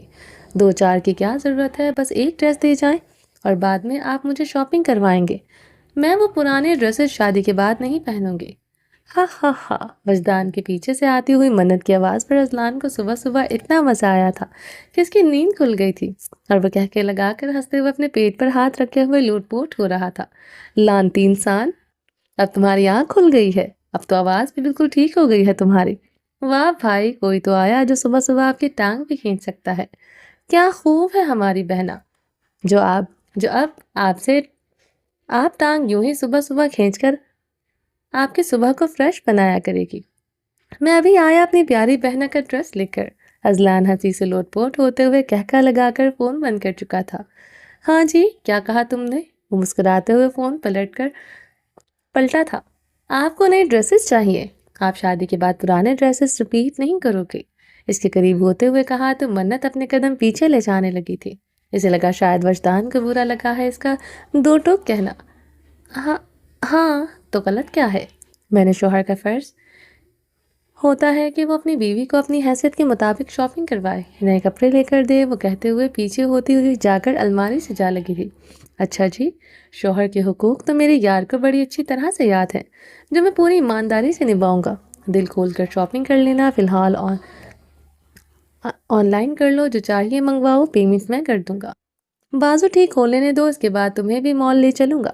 اب آؤ ذرا بیوی کے حقوق کی جانب، تو بیوی کا بھی فرض ہوتا ہے شوہر کی محبت کی شدتوں کو خوشی خوشی برداشت کرنا۔ وہ بات لگتا ہے تم نے تو پڑھی ہی نہیں۔ اس کی کمر میں ہاتھ ڈالتے ہوئے جھٹکے سے قریب کرتے ہوئے بولا تھا۔ بولو، اب تو بولتی بند ہو گئی ہے۔ منت شرم سے نظر جھکائے چپ کھڑی تھی، جبکہ وجدان اس کے دونوں ہاتھ اس کی کمر پر پن کیے ہوئے اس کی گردن پر جھکا ایک بار پھر اپنے لبوں کی منمانیاں اتار رہا تھا۔ دانتوں کی چبھن سے منت سسک اٹھی تھی، اس کی سسکاری وجدان کو اور بہکا رہی تھی۔ گردن پر اپنے لبوں کے نرم گرم لب چھوڑتے ہوئے وہ بہکتا ہوا اس کی پنکھڑیوں پر جھکا تھا، اوپر والے ہونٹ کے کنارے کو لبوں میں دباتے ہوئے نمی کے قطروں کو تیزی سے اپنے اندر ڈالا۔ وہ سانسوں کے لیے تڑپنے لگی تو وجدان نے چھوڑ دیا تھا۔ کیا یار، ہمیشہ میری کس تم ادھوری کروا دیتی ہو۔ وجدان ہمیشہ منت کے ساتھ کس کرتے ہوئے حدود کے دائرے مقرر کر لیتا کہ کہیں منت کی سانس نہ اکھڑ جائے۔ اس سے پہلے کہ وہ پوری طرح سے بہکتا، روم کا دروازہ بجنے کے ساتھ اذلان کی آواز آئی تھی۔ وجدان آنکھ کو ٹیز کرتا ہوا پیچھے ہو کر منت کا ڈریس لینے کے لیے دروازہ کھول چکا تھا۔ وجدان نے صرف تھوڑا سا دروازہ کھولا تھا، یعنی کہ صاف لفظوں میں اندر آنے کی نو انٹری تھی۔ ویسے تو اذلان خود بہت سمجھدار تھا، مگر پھر بھی وجدان کے دروازے کی حد بندی دکھاتے ہوئے اندر آنے سے روکا تھا۔ مگر ڈریس دیتے ہوئے اذلان کے چہرے پر جو شرارتی اسمائل تھی، اسے دیکھ کر وجدان نے جلدی سے ڈریس لے کر دروازہ بند کر دیا تھا۔ کون سوچ سکتا تھا کہ اپنی بیوی کی جان کو مشکل کرنے والا وجدان اپنے بھائی سے شرما گیا تھا۔ منت وجدان کے ہاتھ سے ڈریس لیتی ہوئی واش روم میں 9:11 ہو گئی تھی، جبکہ وجدان اپنے موبائل میں مصروف ہو گیا تھا۔ موبائل پر حوریہ کے بہت سارے میسیجز دیکھ کر وجدان پریشان ہو گیا تھا۔ وجدان نے کل دوپہر سے اپنے فون کو ایک نظر بھی نہیں دیکھا تھا۔ ایک کے بعد ایک میسیجز کھولتا گیا، سب میں سے ایک ہی بات کہی گئی تھی: بھائی پلیز آپ جلدی سے ٹھیک ہو کر میری بات سنیں۔ بھائی، بابا نے میرا نکاح کل بلاج کے ساتھ طے کر دیا ہے۔ بھائی، میں بلاج سے نکاح نہیں کرنا چاہتی۔ بھائی، آپ اور اذلان بھائی میرا سہارا ہے۔ بھائی پلیز بابا سے بات کریں۔ بھائی، میں مر جاؤں گی اگر میرا نکاح بلاج سے ہوا تو۔ بھائی، وہ شخص مجھے زہر لگتا ہے۔ یہ ایک میسج حوریہ نے کوئی 20 بار کیا تھا۔ ٹھک ٹھک ٹھک۔ کون؟ وجدان بھائی، آپ کو داجی اپنے کمرے میں بلا رہے ہیں، جا کر بتا دو 10 منٹ میں آ رہا ہوں۔ وجدان سمجھ گیا کہ کوئی سیریس معاملہ ہے، ورنہ وجدان کو زخمی بازو کے ساتھ اس طرح اپنے روم میں داجی کبھی نہیں بلا سکتے تھے۔ منت جیسے ہی واش روم سے نکلی تھی، وجدان فوراً سے کپڑے چینج کرنے چلا گیا تھا۔ منت کو کچھ دیر آرام کی مہلت دیتے ہوئے وہ روم سے نکل گیا تھا، یہ بتا کر کہ اسے داجی نے بلایا ہے۔ جی داجی، آپ نے مجھے یاد کیا؟ بسم اللہ کرو۔ بالکل، میں نے اپنے شیر کو یاد کیا، کیونکہ یہ معاملہ میرے شیر کے سوا حل ہی نہیں ہو سکتا تھا۔ وجدان نے ہمیشہ کی طرح جھک کر اپنی داجی کے ہاتھ کو چومنے چاہے تھے، مگر صلاح الدین ورق اٹھ کر کھڑا ہو گیا تھا۔ اپنے پوتے کے ہاتھ پر لگے ہوئے گولی کے زخم کی وجہ سے وہ اپنے پوتے کو تکلیف میں نہیں دیکھ سکتا تھا۔ بس جھک کر خود کو تکلیف مت دو۔ صلاح الدین ورق نے وجدان کی پیٹھ تھپتھپاتے ہوئے اسے بیٹھنے کو کہا تھا۔ وجدان داجی کے روم کا ماحول دیکھ کر سمجھ گیا تھا کہ اسے یہاں پر کس لیے بلایا گیا ہے، کیونکہ روم میں پہلے سے چودھری ریاض ورق جو کہ اذلان اور وجدان کا بابا تھا، چودھری آصر ورق جو کہ منت اور فجر کا بابا تھا، اور وجدان کا چچا اور وجدان کی والدہ سریہ بیگم اور منت اور فجر کی والدہ عافیہ بیگم، سب گھر کے بڑے بڑے ممبران وہاں پر پہلے سے موجود تھے۔ دیوار کے ساتھ ٹیک لگائے ہوئے اذلان بھی کھڑا تھا، اس کے چہرے پر سخت تاثرات اس بات کی دلیل دے رہے تھے کہ اذلان حد سے زیادہ غصے میں ہے۔ اذلان اس نیچر کا مالک نہیں تھا کہ بات بات پر غصہ کرے۔ اذلان تو نیچر وائز بہت خوش مزاج انسان تھا۔ ایک طرح سے کہا جائے تو اذلان کی وجہ سے ہمیشہ گھر میں رونق لگی رہتی تھی۔ اندازہ تو وجدان کو اندر داخل ہوتے ہی ہو گیا تھا کہ مدعا کیا ہے، کیونکہ وہ روم سے یہ حوریہ کے وائس میسیجز سن کر آیا تھا، مگر وجدان نے اپنے چہرے سے کوئی بھی تاثرات ظاہر نہیں ہونے دیا تھا۔ یہی تو خاصیت تھی وجدان ورق کی کہ وہ جوش میں غصے میں ہمیشہ اپنے حواس قائم رکھتا تھا۔ وہ خوبصورت شہزادہ بلیک کلر کے شلوار کرتے میں ملبوس اپنے داجی کے ساتھ ہی صوفے پر ٹانگ جمائے بیٹھ گیا تھا۔ ایک نظر اس نے بیٹھے ہوئے ہر شخص کے چہرے پر ڈالی تھی۔ جی حکم کیجیے داجی، مجھے کیوں بلوایا ہے؟ وجدان نے کچھ دیر کے انتظار کے بعد خود ہی بات شروع کر دی۔ میرے شیر بلوایا اس لیے گیا ہے کہ تم اذلان کو سمجھا سکو۔ تمہارے بابا اور اذلان میں کافی ناراضگی چل رہی ہے۔ اس سے پہلے کہ یہ معاملہ زیادہ خراب ہو، بیٹا تم بیٹھو اور اس مسئلے کو سیٹ آؤٹ کرو۔ آپ پہلے یہ تو بتائیں داجی، ایسا کیا ہو گیا ہے کہ اذلان اس قدر غصے میں ہے؟ کیونکہ جہاں تک میں اذلان کو جانتا ہوں داجی، اذلان بدتمیز تو ہرگز نہیں ہے۔ خوبصورت نیلی آنکھوں والے شہزادے نے فوراً سے اپنے بھائی کی طرفداری کی۔ کیسے نہ کرتا، آخر وہ دنیا میں ایک ساتھ آئے تھے۔ بے شک دونوں کے مزاج بہت الگ تھے، مگر ایک کو تکلیف ہوتی تو دوسرا فوراً اس کی تکلیف پر خود محسوس کرتا تھا۔ وہ دو جسم ایک جان تھے، مگر الگ مزاج ہونے کے باوجود دونوں کے دل ایک دوسرے کے نام پر دھڑکتے تھے۔ تو ایسا کیسے ہو سکتا تھا کہ اذلان تکلیف میں ہو اور وجدان پرسکون ہو؟ یہ تو ایک ناممکن بات تھی۔ بیٹا بات یہ ہے کہ صدف اور وقاص دونوں یہ چاہتے ہیں کہ رمضان سے پہلے ہم حوریہ اور بلاج کا نکاح کر دیں۔ داجی، یہ کیسے ممکن ہو سکتا ہے؟ صرف کل کا دن ہی تو رہ گیا ہے، پرسوں تو ماشاءاللہ سے رمضان سٹارٹ ہو جائے گا۔ تو ایک دن میں ایسی کون سی مصیبت آ گئی ہے کہ ہم افراتفری میں حوریہ کا نکاح کر دیں؟ وجدان کے تاثرات بھی سرد ہونے لگے تھے، مگر اس نے ہمیشہ کی طرح خود پر ضبط کرتے ہوئے چہرے کے زاویے بگڑنے نہیں دیے تھے۔ میرے شیر، اس مدعے پر بہت بحث ہو چکی ہے، اور تمہارے باپ کا اور میرا یہی فیصلہ ہے کہ نکاح رمضان سے پہلے ہی ہوگا۔ اسی میں صدف کی خوشی ہے۔ صلاح الدین ورق نے اس بار اپنا فیصلہ وجدان کے سامنے رکھا تھا۔ ایسے بہت کم معاملات ہوتے تھے جہاں پر وجدان کے سامنے بات نہیں فیصلہ رکھا جاتا تھا۔ داجی، آپ کا اور بابا کا فیصلہ سر آنکھوں پر ہماری کیا جرات کے ہے کہ ہم آپ کے فیصلے کے سامنے سرکشی کریں؟ مگر داجی، آپ خود سوچیں، ایک دن میں نکاح، ایسی کیا افراتفری ہے؟ نکاح آرام سے بھی تو ہو سکتا ہے۔ جب رشتہ بلاج کے لیے ہم دے چکے ہیں تو پھر ایسے کیا بھی یقینی؟ وجدان کی باتوں میں ایک ٹھہراؤ تھا۔ بات کرنے کے انداز میں ایک الگ خوبصورتی تھی جسے گھر کے سب بڑے افراد بڑے تحمل سے بیٹھ کر سن رہے تھے، کیونکہ وجدان کی بات کرنے کا جو انداز تھا اس عمر سے کہیں زیادہ بڑا اور سنجیدہ تھا۔ وجدان بیٹا، یہ میرا فیصلہ ہے اور یہ عدل ہے۔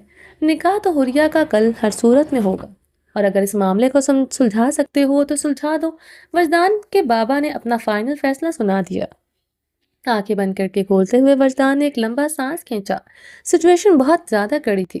ایک طرف اس کی پیاری بہن تھی جو اسے بیٹیوں کی طرح عزیز تھی، دوسری طرف اذلان تھا جو دیوار کے ساتھ کھڑے ہوئے نظریں وجدان پر گاڑے اس امید پر تھا کہ وجدان اس کے اور حریہ کے سپورٹ میں فیصلہ کرے گا۔ تیسری طرف داجی تھے جس کو پتا تھا ان کا پوتا جو بھی فیصلہ لے گا وہ 100 میں سے 100% ٹھیک ہوگا۔ تیسری طرف اس کے بابا تھے جس کا غرور تھے اس کے بیٹے، اور اسے یقین تھا کہ اس کے بیٹے ان کے خلاف نہیں جا سکتے۔ باقی گھر کے تمام افراد کی امیدیں بھی وجدان سے لگی تھی کہ وجدان اب کیا فیصلہ لے گا۔ فیصلہ بہت ٹف تھا، مگر فیصلہ کرنا تو تھا ہر صورت۔ ٹھیک ہے بابا، جو فیصلہ آپ نے کیا ہے مجھے منظور ہے، مگر اس کے بعد رخصتی کے لیے ان کو بتا دیجیے گا کہ جلد بازی مت کریں۔ ابھی حریہ کی پڑھائی مکمل نہیں ہوئی، جب ہوگی رخصتی اس وقت کی جائے گی۔ بہت ٹھہراؤ کے ساتھ اپنے دل کی حالت کو چہرے سے نہ دکھاتے ہوئے وجدان نے ایک مضبوط سرپنچ کی طرح فیصلہ سنا دیا۔ وجدان اسی سمجھداری کے ساتھ گاؤں کے فیصلوں کو بھی سنبھال لیا کرتا تھا۔ اپنے باپ صلاح الدین نے ایسے ہی تو نہیں وجدان بیٹھ کر اپنے شہزادے پوتے کا انتخاب کیا تھا گاؤں کی سرپنچی کے لیے۔ حالانکہ گاؤں کا سرپنچ بننے کے لیے وجدان تیار نہیں تھا، مگر اپنے داجی کی خواہش کو پورا کرنے کے لیے اس نے حامی بھری تھی۔ وجدان نے سرپنچ کا عہدہ کیا سنبھالا، پورے گاؤں میں اس کے چرچے ہونے لگے تھے۔ چودھری خاندان کا سب سے پہلا اڑیل شہزادہ داجی کی جان، گاؤں کا سرفرا سرپنچ، خوبصورتی میں ہو بہو اپنے باپ جیسا، اپنے دادا کا سب سے چہیتا اور فرمانبردار پوتا۔ اس کے ہر انداز سے پتہ لگتا تھا کہ مظلوموں کے لیے سائبان اور ظالموں کے لیے ظلم کرنے والا بادشاہ، انصاف پسند، انصاف کے ترازوں کو برابر تولنے والا، ضلع کا ڈپٹی کمشنر، ہر رشتے کو دل و جان سے نبھانے والا، چاہے وہ دوسری دوستی ہو یا اس کا جنونی عشق۔ صلاح الدین برگ کی سوچ کے مطابق اپنے عہدے کو وجدان برگ نے بہت اچھے سے سنبھالا۔ دونوں میں وجدان برگ کے فیصلوں کو اہمیت دی جانے لگی۔ آس پاس کے ہر گاؤں میں صلاح الدین برگ کے پوتے کے لوگ گنگانے لگے تھے کہ اس جیسا فیصلہ کوئی نہیں کرتا۔ اپنی خوبصورتی، اپنی بلو آئز کی وجہ سے گاؤں کی لڑکیوں کا کرش بن چکا تھا۔ وجدان جب اپنی گاڑی سے اتر کر پنچایت والی جگہ تک پہنچتا تو راستے میں جتنے گھر آتے تھے لڑکیاں دیواروں سے چھپ چھپ کر چودھری وجدان برگ کو ایک نظر دیکھنا چاہتی تھی۔ 6 فٹ سے اب قد جو دور سے ہی دبدبا اور روبدار نظر آتا تھا، گورا رنگ جس پر سرخی کھل کر اس کی خوبصورتی کو اور بھی 4 چاند لگاتی تھی، بلو کلر کی آئیز، منہ لینے کا ہنر رکھتی تھی، چھوٹی چھوٹی گنی داڑھی اور گھنی مونچھوں میں جب اس کے گہرے اور گلابی ہونٹ مسکراتے تھے تو کوئی بھی اس پر کیسے فدا نہ ہو۔ ویل ڈن بھائی، ویل ڈن، مجھے آپ سے یہی امید تھی آپ یہی فیصلہ کریں گے، آپ نے تو کمال کر دیا۔ اذلان نے دونوں ہاتھوں سے تنزیہ تالی بجائی۔ بھائی یار، دل جیت لیا، ہماری بہن رو رو کر اپنا حال خراب کیے ہوئے، مگر آپ ٹھہرے گاؤں کے سرپنچ، آپ نے فیصلہ اپنے حساب سے لیا ہے۔ اذلان کو وجدان کا فیصلہ بالکل پسند نہیں آیا تھا۔ اس کو امید تھی کہ شاید اس کا نکاح وجدان برگ دے۔ اذلان کے اندر اس کی بہن کی محبت ٹھاٹھے مارتا سمندر تھا جو ہر حال میں اس نکاح کو رکوانا چاہتا تھا، جبکہ وجدان چاہتا یہی تھا، مگر وہ سیلفش ہو کر فیصلہ نہیں کر سکتا تھا۔ اذلان، تم کمرے میں چلو، ہم بیٹھ کر بات کرتے ہیں۔ وجدان نے ایک ٹھہراؤ سے اسے سمجھانے کی کوشش کی۔ وہ جانتا تھا کہ اذلان اس وقت بہت تکلیف میں ہے۔ نہیں، کوئی بات نہیں ہوگی، مجھے اس بارے میں بات کرنی ہی نہیں، جس بات کو کرنے کا کوئی فائدہ نہیں حاصل نہیں، تو میں آپ سے کوئی بات نہیں کرنا چاہتا۔ آج پہلی بار وجدان کی بات کو رد کرتے ہوئے اذلان غصے سے وہاں سے جا چکا تھا۔ اذلان اور وجدان دونوں جڑواں تھے، مگر ہمیشہ اذلان وجدان کو بڑے بھائیوں والی عزت دی تھی۔ سب اذلان کے رویے کو دیکھ کر چونک گئے تھے۔ سب کی نظریں اس کی جانب تھی جہاں اذلان نکل گیا تھا۔ آپ لوگ پریشان نہیں ہو، میں اسے سمجھا لوں گا۔ وجدان نے سب کو اپنی طرف متوجہ کرنا چاہا تھا، کیونکہ وجدان بالکل نہیں چاہتا تھا کہ اذلان کے بارے میں کوئی غلط سوچے۔ وجدان برداشت ہی نہیں کر سکتا تھا، جان تھا اس کی اذلان، اس کو تھوڑا تمیز کے دائرے میں رہنا سکھاؤ، اس کا یہ جذباتی پن مجھے بالکل سمجھ نہیں آتا۔ چودھری ریاض برگ نے اپنی روبدار پرسنالٹی کے ساتھ بیٹھے ہوئے غصے سے تنے چہرے سے کہا تھا۔ بابا، نہ تو وہ جذباتی ہے نہ وہ بدتمیز، اس کا دل بہت سافٹ ہے اور حوریہ کی تکلیف کو دیکھ نہیں پا رہا۔ میں بھی حوریہ کا باپ ہوں، وجدان اس کے بارے میں کچھ سوچ کر ہی میں نے فیصلہ کیا ہوگا۔ بابا، ہم آپ کے فیصلے کی قدر کرتے ہیں، مگر بابا آپ نے حوریہ کو نہیں دیکھا؟ وہ بہت دل برداشتہ ہو کر رو کر اپنی حالت خراب کیے ہوئے ہے۔ تو پھر میں یہ چاہوں گا کہ تم جا کر اس کو سمجھاؤ۔ واویلا، یہ شور شرابہ مجھے بالکل پسند نہیں۔ بیٹی ہے وہ میری، اتنا حق تو رکھتا ہوں کہ اس کے فیصلے میں لے سکوں۔ جی بابا، جو آپ کا حکم۔ وجدان کو اس کے بابا اسی دو ٹوک فیصلہ سناتے ہوئے وہاں سے اٹھ کھڑے ہوئے اور سلام کہتے ہوئے وہاں سے جا چکے تھے۔ ماحول ابھی بھی کافی خراب تھا۔ ٹھیک ہے میرے شیر، تم جاؤ، ہاتھ کے زخم کو بھی ریسٹ کی ضرورت ہے، کمرے میں جا کر آرام کرو، مگر دونوں بہن بھائیوں کو ضرور سمجھانا کہ معاملات کو اور زیادہ خراب مت کریں۔ چودھری صلاح الدین نے اپنے سمجھدار پوتے کی پیٹھ کو تھپتھپاتے ہوئے کہا تھا۔ باقی لوگوں نے خاموشی سے سب باتیں سنی، لقمے نہیں دیے تھے۔ یہی اس گھر کے رشتوں کی خوبصورتی تھی کہ ایک بات کرتا تو باقی سب تحمل سے سنتے تھے۔ وہ سب کو سلام کہتا ہوا وہاں سے نکل آیا تھا اور سیدھا رخ حوریہ کے روم کا تھا۔ ٹھک ٹھک ٹھک۔ کون؟ حوریہ کی افسردہ سی آواز وجدان کے سماعت سے ٹکرائی تھی۔ حوریہ بیٹا، میں ہوں۔ جی جی بھائی، آ جائیں۔ حوریہ کی آواز میں ایک کھنک پیدا ہوئی تھی کہ شاید نہیں، یقیناً اس کا بھائی اس نکاح کو روک دے۔ وجدان حوریہ کی آخری امید کی کرن تھا۔ السلام علیکم۔ دروازہ کھٹکھٹا کر روم کے اندر داخل ہوتے ہی صوفے پر منہ لٹکائے ہوئے بیٹھی حوریہ پر وجدان کی نظر پڑی تھی۔ وجدان کو اپنا دل مٹھی میں دبتا ہوا محسوس ہوا تھا۔ اس کی لاڈلی بہن کے چہرے پر اتنی ویرانی چھائی تھی، اتنا اداس تو بچپن سے لے کر آج تک وجدان نے حوریہ کو نہیں دیکھا تھا۔ کیسا ہے میرا بچہ؟ سوری، رات کو آپ نے مجھے فون کیا اور مجھے پتہ نہیں چلا، میں سو رہا تھا۔ وجدان کے لہجے میں اپنی چھوٹی لاڈلی بہن کے لیے اس قدر محبت تھی کہ دیکھنے والا اگر کوئی دیکھتا تو رشک کرتا۔ ایسی بہن پر جس کے پاس اتنا پیار کرنے والا بھائی تھا۔ حوریہ اس معاملے میں بہت خوش نصیب تھی، اس کے بھائی پر جان دیتے تھے۔ بھائی، مجھے آپ سے ضروری بات کرنی تھی۔ حوریہ جلدی سے اپنی جگہ سے اٹھ کر کھڑی ہوئی تھی۔ اس کے سر پر ہاتھ رکھتے ہوئے اس کا ہاتھ نرمی سے پکڑے وہیں صوفے پر اس کے ساتھ بیٹھ گیا تھا۔ وجدان جانتا تھا حوریہ اس وقت کیا چاہتی ہے اور کیا بات کرنا ہے۔ وہ یہ بھی جانتا تھا کہ اس کے کیے گئے فیصلے کو سننے کے بعد حوریہ اس سے زیادہ اداس ہو جائے گی، مگر وجدان فی الحال خاموش تھا۔ وہ چاہتا تھا کہ حوریہ اپنی بات کہے، اس کے بعد وہ اسے سمجھائے۔ جی بتائیے بیٹا، آپ کیا کہنا چاہتی ہو؟ بھائی، آپ پلیز یہ نکاح روک دیں، مجھے بلاد سے نکاح نہیں کرنا۔ وجدان کا ہاتھ پکڑ کر اتنی امید بھری نظروں سے منت دیکھ رہی تھی کہ وجدان کو خود پر شرمندگی ہونے لگی تھی۔ حوریہ بیٹا، بابا جان کا فیصلہ ہے، ہم اپنے بابا جان کے فیصلے کو رد کیسے کر سکتے ہیں؟ بابا نے ہمیشہ ہمیں ہر چیز کی آزادی دی ہے، ہمیں زندگی کھل کر جینے کا موقع دیا ہے، تو کیا ہم اتنے بڑے ہو گئے ہیں کہ اپنے بابا جان کے فیصلے کو ٹھکرا دیں گے؟ اور تمہیں بیٹا ڈر کس بات کا ہے؟ بلاد چاہے جتنا مرضی سر پھرا ہو، مگر اس کی اتنی اوقات نہیں کہ وہ میری بہن پر ہاتھ اٹھائے۔ نہیں نہیں بھائی، آپ سمجھ نہیں رہے ہیں، مجھے یہ ڈر نہیں ہے کہ وہ شخص مجھ پر ہاتھ اٹھائے گا یا مجھے مارے گا۔ میں جانتی ہوں نہ تو میں صدف پھپھو ہوں اور وہ جو سب چپ چاپ برداشت کر لوں گی، اور نہ میرے بھائی اتنے غافل ہیں کہ ان کو پتہ نہیں چلے گا کہ میری زندگی میں کیا چل رہا ہے۔ بھائی، میں اس شخص کو خود کنٹرول کرتے ہوئے نہیں دیکھ سکتی، اور آپ جانتے ہیں وہ ایسا کرے گا۔ حوریہ کے چہرے پر ایسا ڈر تھا جسے آزاد پنچھی کو پنجرے میں قید کیا جا رہا ہو۔ وہ پڑپڑا کر آخری حد تک خود کو آزاد رکھنے کی کوشش کر رہا ہو۔ وجدان کا ہاتھ تھامے بس وہ وجدان کے منہ سے یہ سننا چاہتی تھی کہ وہ نکاح کو رکوا دے گا۔ حوریہ میرا بچہ، میں سب کچھ سمجھ رہا ہوں، مجھے معاف کر دینا، آج تمہارا بھائی بہت کمزور پڑ گیا ہے۔ جانتا ہوں آج کے بعد شاید میں تمہاری نظروں سے ہی گر جاؤں، تمہارا بھائی کچھ نہیں کر سکا۔ وجدان حوریہ کو پیار سے گلے لگاتے ہوئے چپ کروا رہا تھا جو سسکیوں سے روئی جا رہی تھی۔ بھائی، خدا نہ کرے کہ میرے بھائی کبھی میری یا کسی اور کی نظروں میں گرے، اللہ تعالیٰ میرے بھائیوں کی شان ایسی ہی اونچی رکھے۔ وہ تڑپ کر بولی تھی، مگر بھائی آپ بابا کو کیوں نہیں سمجھا رہے؟ بھائی، بلاج نہیں، اس کے سوا کسی سے میری شادی کر دے، میں اس نہیں کروں گی۔ حوریہ میرا بچہ، چپ کر جاؤ، تمہارے یہ رونا میرا دل چھین رہا ہے، مگر حوریہ میں یہ چاہ کر بھی بابا کے خلاف نہیں جا سکتا، بابا ضد پر اڑ گئے ہیں۔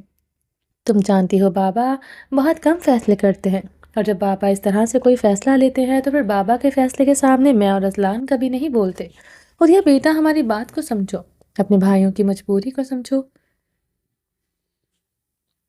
भाई आप मुझे मार दें, ये किस्सा ही खत्म हो जाएगा। भाई बलाश नहीं, भाई बलाश नहीं भाई। वो बच्चों की तरह हिचकियां ले लेकर रोती हुई अपने भाई के सीने से लगी हुई थी। इस वक्त वजदान के दिल पर क्या बीत रही थी ये तो सिर्फ वजदान ही बता सकता था। इसकी लाडली बहन की आंखों में इतने आंसू देखना जिसको आज तक इन्होंने कभी रोने नहीं दिया था, कभी ऐसा वक्त ही नहीं आया था। वो आज तड़प तड़प कर रो रही थी और वजदान खुद को बेबस महसूस करते हुए इसका रोना देख रहा था। इससे पहले हुरिया अजलान के गले लगकर जी भर के रो चुकी थी। वजदान मजबूत था, इसलिए अपने दर्द को दिल में दबा के रखे हुए मजबूत चट्टान की तरह खड़ा था, जबकि अजलान बहुत सॉफ्ट दिल का और इमोशनल बंदा था। हुरिया के रोने के साथ साथ वो खुद भी रो रहा था। हुरिया बेटा, ये बात आज के बाद दोबारा मुंह से मत निकालना, वरना कभी सोचना कि तुम अपनी जान ले सकती हो। तुम चौधरी सलाउद्दीन की पोती हो, तुम्हें मजबूत बनना है। तुम मर्दान की बहन हो जो कभी मुसीबतों परेशानियों से घबरा कर पीछे नहीं हटता। मेरी बहन कमज़ोर नहीं हो सकती। अगर वो बलाज चौधरी है तो तुम भी हुरिया रियाज विर्क हो, इतनी मजबूत कि किसी भी सख्त सिचुएशन का सामना कर सकती हो। और तुम्हें सामना करना है बलाज का, हमारे लिए अपनी हदूद में रहकर राह रास्त पर लाना है। और ये हुरिया तुम कर सकती हो। और बस हुरिया, आंसू पोंछ लो बेटा, इससे ज़्यादा तुम्हारा रोना सरकशी की निशानदही करेगा। और मेरी बहन कभी सरकश नहीं हो सकती। प्यार से इसके माथे को चूमते हुए, सर पर हाथ रखते हुए वो तेजी से कमरे से निकल गया था। इससे ज़्यादा इसे हुरिया को समझाने की ज़रूरत नहीं थी। इसका फैसला इसकी बहन के लिए क्या मायने रखता है इसे वो बखूबी वाकिफ था। मगर हुरिया को जिब्र से ये फैसला मनवाकर इसका खुद का दिल फटने को था, इसलिए वो रुका नहीं था। भाई बहना दा मान हुंदे ने, हर भाई बहन सलामत रवे। बहन भाइयों का रिश्ता बहुत अनमोल होता है, मगर बहुत कम लोग होते हैं जो इस रिश्ते को मोहब्बत और प्यार से सींचते हैं। जैसे अजलान और वजदान, हुरिया, तीनों के सीनों में एक ही दिल धड़कता था जो एक दूसरे की तकलीफ को महसूस करते हुए तड़प जाता था। जैसे इस वक्त हुरिया तकलीफ में थी तो भाई तड़प रहे थे। निकाह के पेपर पर साइन करते हुए हुरिया ने रो रो कर अपना बुरा हशर कर रखा था। इतना जोर लगाने के बाद भी हुरिया ने एक में ही चली थी। आखिर इसे बलाज के साथ मुंसलिक कर दिया गया था। बन गई थी वह हुरिया रियाज ब्रिक से हुरिया बलाज चौधरी। यही तो वो शख्स चाहता था। ये सोच सोच कर हुरिया के जिस्म में आग लगी हुई थी। इसका दिल तड़प रहा था। इसका बस नहीं चल रहा था कि ज़मीन फट जाए और वो इसमें समा जाए या अपने हाथों से अपनी जान ले ले। मगर अपने भाइयों और बाप की इज्जत की लाज रखते हुए हुरिया ये चाह कर भी ऐसा नहीं कर सकती थी। बस रो सकती थी जो इसके बस में था। वो काम वो बखूबी कर रही थी। रो रो कर इसकी आंखें सूज चुकी थी। जानती थी कि इस वक्त बलाज दिल ही दिल में अपनी खुशी के जश्न मना रहा है। इस सड़े हुए शख्स के दांत बंद होने को तैयार नहीं थे। वो बार बार हुरिया को देखकर मुस्कुराते हुए नसरों से टॉर्चर कर रहा था। जैसे ही निकाह हुआ वो फौरन से उठकर अपने रूम में आ गई थी। वो इतने गुस्से में थी कि इसने साफ लफ्ज़ों में मन्नत और फजर को और जिमल को अपने रूम में आने से मना किया था। वो कुछ वक्त अपने साथ अकेले में गुजारना चाहती थी। रूम में आते ही इसने अपने सर पर लिए हुए दुपट्टे को ज़मीन पर उतार कर पटका था। हाथों में जो गजरे पहने हुए थे इसे पत्तियों को बेदर्दी से तोड़कर बखेरते हुए गजरे उतार दिए थे। कानों से ज्वेलरी उतारते हुए सख्ती से इस पर अपने हाथ तक जख्मी कर लिए थे। लिपस्टिक को हाथों की पुश से रगड़ते हुए बेदर्दी से साफ करके फर्श पर दीवार के साथ बैठी हुई वो ऊंची आवाज़ में चीख चीख कर रो रही थी। अभी वो दिल का गुबार निकाल कर भी नहीं पाई थी कि रूम का दरवाज़ा खटका था। इसे शदीद गुस्सा आया था ये सोचकर कि मन्नत और फजर जिमन को मना करके आई थी, वो फिर इसके पीछे क्यों आई है। ठक ठक ठक रूम का दरवाज़ा दोबारा बजा तो वो और भी गुस्सा आ गया था। जानती थी कि इस वक्त फजर या मन्नत में से कोई भी ज़रूर आया होगा। चली जाओ, इस वक्त मुझे किसी से नहीं मिलना, वो चिल्लाते हुए बोली थी। मगर रूम का दरवाज़ा मुसलसल बजने की वजह से इसे बहुत गुस्सा आया था। वो बिजली की तेज़ रफ्तार के साथ दरवाजे की जानिब बढ़ी। क्या तकलीफ़ है, क्यों? इसे लगा कि शायद दरवाजे पर मन्नत या फजर है, मगर दरवाजे पर बलाश को खड़े देखकर हुरिया के लफ्ज़ इसके मुंह में ही रह गए थे। तुम यहाँ क्या लेने आए हो? दफ़ा हो जाओ यहाँ से। ज़ुबान संभाल कर बात करो वरना हलक से खींच लूँगा। भला जो दरवाजे के दोनों इतराफ में हाथ रखे खड़ा था सर्द लहजे से कुटाया। निकाह का इंतज़ाम घर के बाहर किया गया।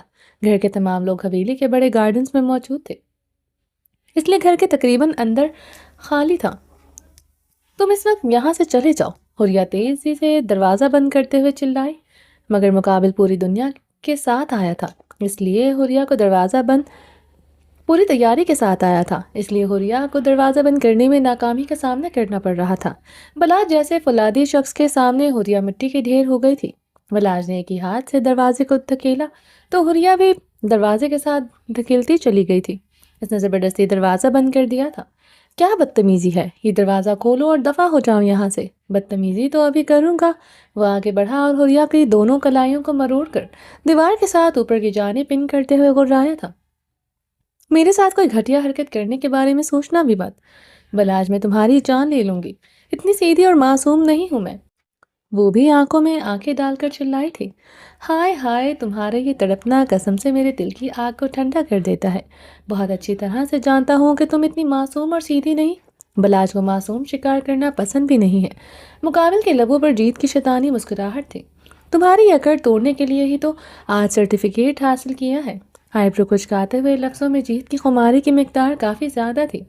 بلاج میرے ہاتھ چھوڑو۔ اپنی کلائیوں کو بلاج کے مضبوط ہاتھوں سے چھڑواتے ہوئے حریہ نے ہانپنے لگی تھی، مگر اسے ناکامی کا سامنا ہوا۔ بلاج کے مضبوط ہاتھوں سے وہ نہ تو اپنی کلائیاں چھڑوا پائی تھی اور نہ ہی اس سے ایک انچ دور ہو پائی تھی۔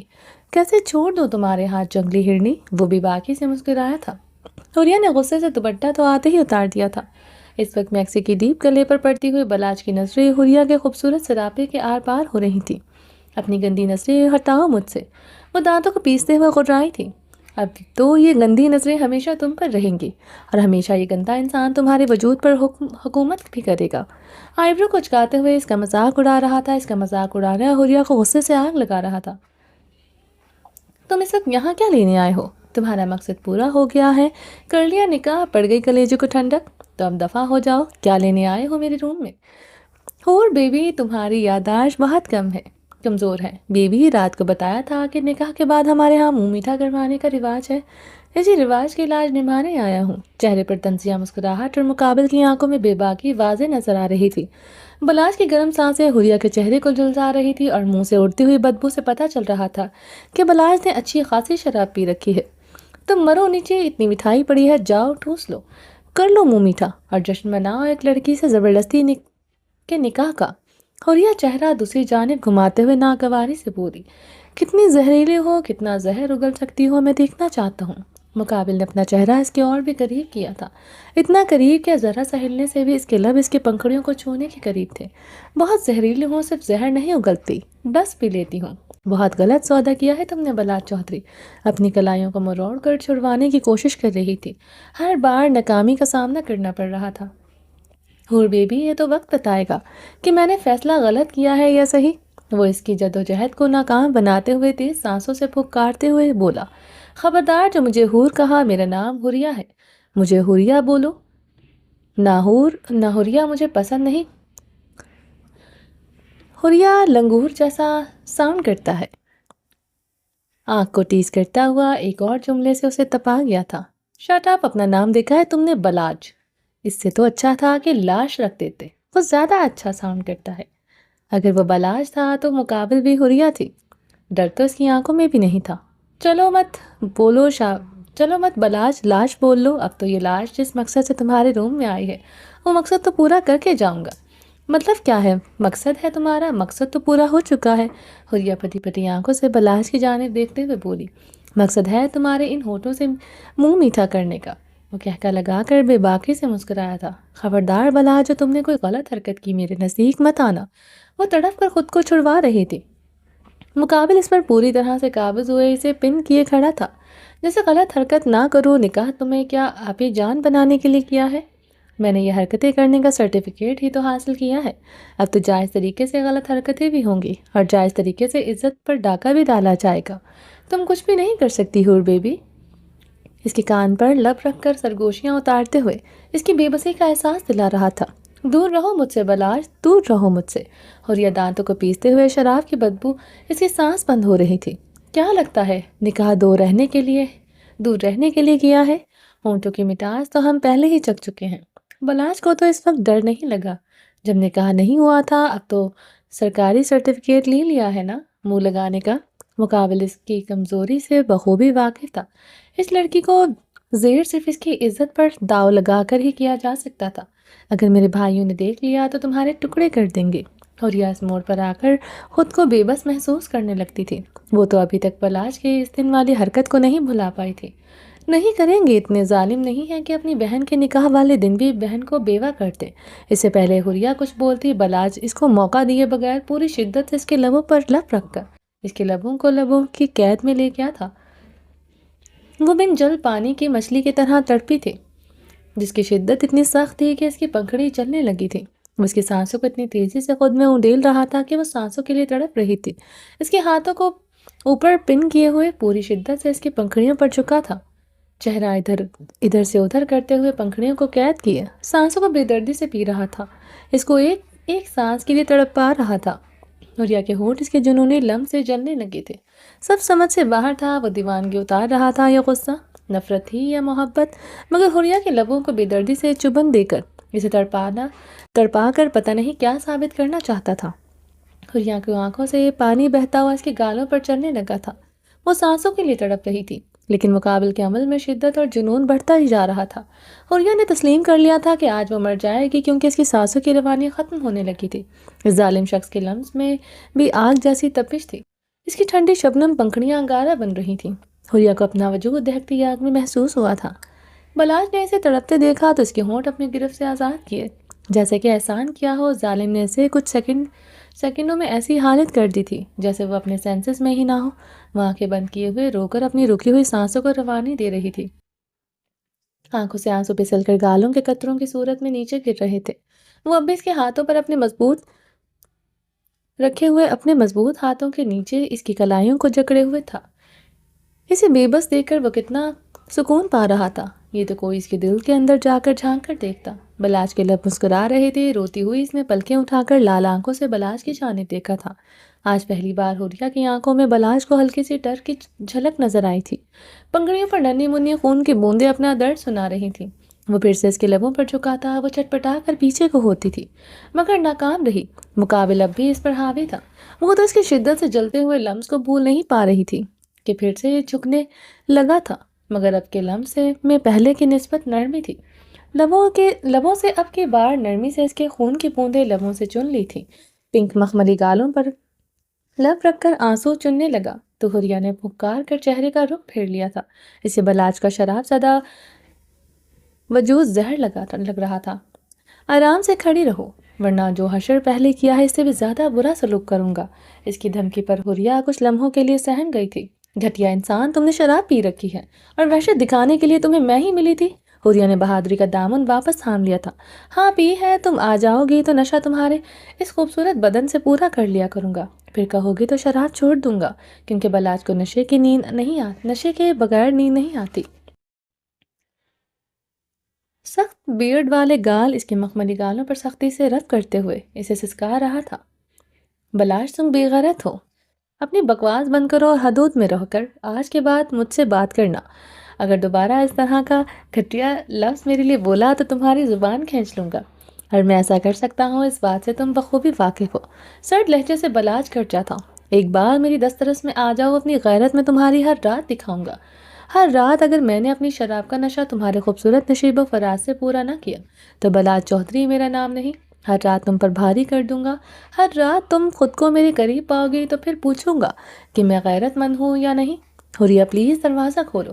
دروازے پر زمل آ کر کھڑی تھی۔ اپنی بہن کی آواز سن کے بلاج کے چہرے پر شرم کی سرخی پھیلی تھی۔ حریہ چلا کر اسے بتانا چاہتی تھی کہ اس کا بھائی یہاں ہے، مگر مقابل اس کی سوچ سے کہیں زیادہ آگے کا سوچ سکتا تھا۔ اس کا اندازہ سے اسے بخوبی ہو چکا تھا۔ حریہ نے اونچی آواز سے بولنے کا بھی سوچا ہی تھا کہ بلاج نے اپنا بھاری ہاتھ اس کے منہ پر مضبوطی سے رکھتے ہوئے پوری آنکھیں کھول کر گھورتے ہوئے نفی میں سر ہلایا، مطلب کہ اسے آواز نکالنے کی اجازت نہیں دی تھی۔ اگر تمہارے منہ سے آواز نکلی تو سوچ لینا، جو کچھ رخصتی کے بعد اپنے روم پر بیڈ پر لے جانے کا کرنے کا ارادہ رکھتا ہوں وہ سب کچھ یہیں پر کر گزروں گا۔ اور میں کتنا ذلیل ہوں یہ بات حریہ بیوی تمہیں بتانے کی ضرورت نہیں ہے۔ اس کے بعد انجام کچھ بھی ہو مجھے کوئی فرق نہیں پڑتا۔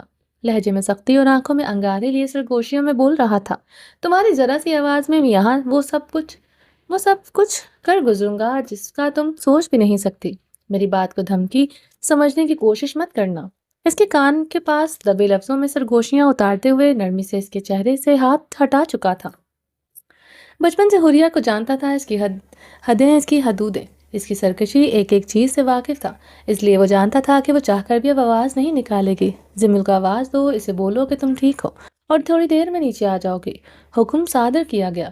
میں نہیں کہوں گی، وہ دانتوں کو پیستے ہوئے اس کی حراست میں کھڑے انکار کر رہی تھی۔ وہ اس کے دونوں اطراف میں مضبوطی سے ہاتھ رکھے ہوئے اس پر جھکا ہوا تھا۔ حریہ، تمہاری اکڑ تمہیں بہت مہنگی پڑے گی۔ اگر میں تم سے نکاح تک پہنچ آیا ہوں تو اس کے آگے رخصتی کا سفر میرے لیے مشکل نہیں ہے۔ کیا چاہتی ہو؟ ابھی کروا لوں رخصتی؟ مقابل کی رگیں غصے سے تن چکی تھی۔ تم اتنے بہادر ہو تو خود اپنی بہن کو بول دو نا کہ تم اندر ہو، وہ بھی حریہ تھی، اتنی آسانی سے کیسے جھک سکتی تھی؟ جھکنا اس نے بچپن سے سیکھا ہی کہا تھا۔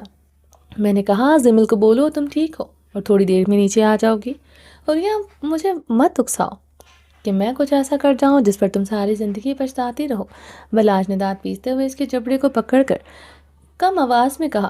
حریہ کے پاس کوئی آپشن نہیں تھا، جانتی تھی کہ بدتمیز شخص جو کہہ رہا ہے وہ کر کے بھی دکھا سکتا ہے۔ سچ تو یہی کہا تھا کہ اس کی ہزار مزاحمتوں کے باوجود نکاح ہو چکا ہے، اس کی بیوی بن چکی تھی، تو کیا پتا تھا کہ وہ سچ میں اسی وقت رخصتی کروا کر اسے لے جا سکتا ہے۔ حریہ ابھی ایک اور صدمہ برداشت نہیں کر سکتی تھی، اس لیے اس کی بات مانتے ہوئے زمل کو وہی سب کچھ کہا جو بلاج نے بولنے کو کہا تھا۔